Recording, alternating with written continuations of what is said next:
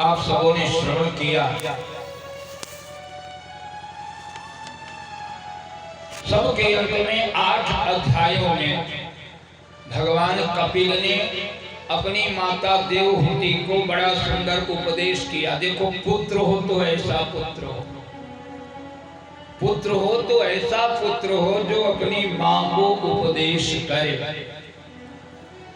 ब्रह्म चर्चा के माध्यम से, ज्ञान के माध्यम से अगर उनकी मां भटक गई हो तो अपनी मां को भी उपदेश करके मां का भी आत्म कल्याण कर दे। तो कपिल भगवान ने यहाँ अपनी मां को बड़ा सुंदर उपदेश किया, जो कपिल गीता के नाम से श्रीमद् भागवत महापुराण में वर्णित है। चतुर्थ स्कंध के प्रथम अध्याय में मनु की कन्याओं के वंश और यज्ञ आदि भगवान के अवतार का वर्णन मैत्रेय जी महाराज विदुर जी से करते हैं। मनोस्तु सद्रूपाया तिस्रः कन्याश्च जज्ञिरे आहुतिर्देवहूतिश्च प्रसूतिरिति विश्रुता। मन की 3 कन्याएं। तो कल आप लोगों ने श्रवण किया, देवहूति का विवाह कर्दम ऋषि के साथ हो गया और कर्दम ऋषि जी के घर में भगवान कपिल के रूप में उनके पुत्र बन करके आए। और देवहूति की दूसरी बहन प्रसूति, तो प्रसूति का विवाह हो गया दक्ष राज प्रजापति के साथ में, जो ब्रह्मा के मानस पुत्र हैं। और आकुति का विवाह हो गया धर्मरुचि प्रजापति के साथ, पुत्रिका धर्म से कि इनको जो पुत्र होगा हम ले लेंगे। तो इस शर्त पर किया विवाह। रुचि से आकुति को यज्ञ और दक्षिणा नाम के युगल 2 संतानें उत्पन्न हुई। ये दोनों क्रमशः विष्णु और लक्ष्मी के अवतार अंश थे। तो पुत्र यज्ञ को तो मनु ने ले लिया, कन्या दक्षिणा को प्रजापति रुचि ने ग्रहण कर लिया। फिर इन दोनों का परस्पर विवाह हो गया। अब यज्ञ की पत्नी कौन है? कहा दक्षिणा।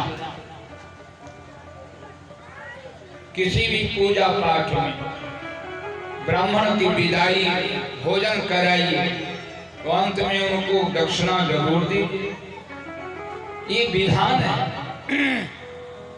तो ब्राह्मण भोजन कराइए, कोई भी शुभ काम करते हैं आप जो ब्राह्मण को बुलाते हैं, सत्यनारायण भगवान की कथा सुनते हैं तो उनको हम दक्षिणा देते हैं। अब भगवान का पूजन करते हैं तो उसमें भी ब्राह्मण कहता है महाराज दक्षिणा चढ़ाइए। तो ये दक्षिणा क्या? कहा भगवान की ही पत्नी।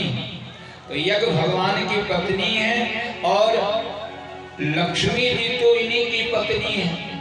तो भगवान का ही दिया हुआ हम भगवान को समर्पित करते हैं। लेकिन कभी कभी हम इनका दिया हुआ हम उसमें भी कंजूसी कर जाते हैं। एक संत जी आए, एक भक्तराज बड़े कंजूस थे। वो इतने कंजूस थे कि जीवन में कभी भी उन्होंने दान नहीं किया। तो सेठ जी ने संत जी से पूछा कि महाराज कोई ऐसी पूजा बताओ कि जिसमें दक्षिणा का काम ना हो।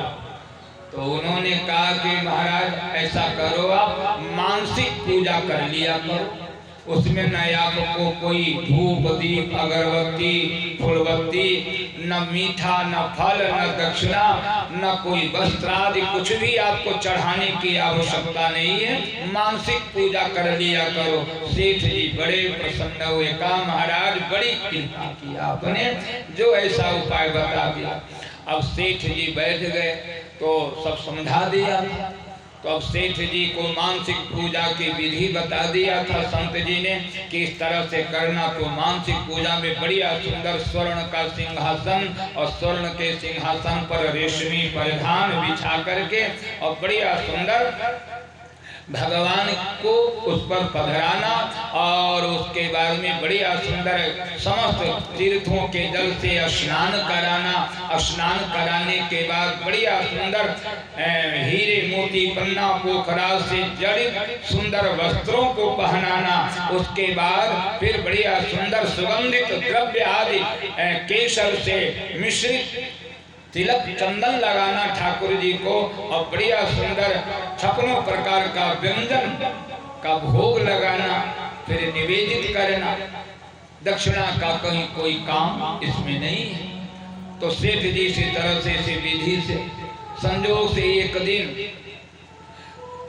अब मानसिक पूजा में वो खीर बनाने लगे कि आज भगवान को हम खीर का भोग लगाएंगे। अब खीर जब बनाने लगा वो भक्तराज, तो अब उसमें चीनी डालने की बारी आ गई। अब चीनी डालने की जब बारी आई तो सोचा कि 1 चम्मच चीनी तो डाल दी। अब 1 कटोरा चीनी उसमें डालना था, लेकिन वो 1 चम्मच चीनी उसमें भी कंजूसी कर गए। मानसिक पूजा में भी कंजूसी, उसमें कुछ खर्च नहीं होना है, लेकिन अब उसमें भी सेठ जी को कंजूसी आ गई कि अरे कहीं ज्यादा नहीं गिर जाए। और जैसे कम करने जा रहे थे तो भगवान ने हाथ पकड़ लिया, कहा सेठ जी भक्तराज, अरे अब इसमें तो तुम्हारा कुछ नहीं खर्च हो रहा है, कम से कम ये पूरी चीनी तो गिर जाने दो।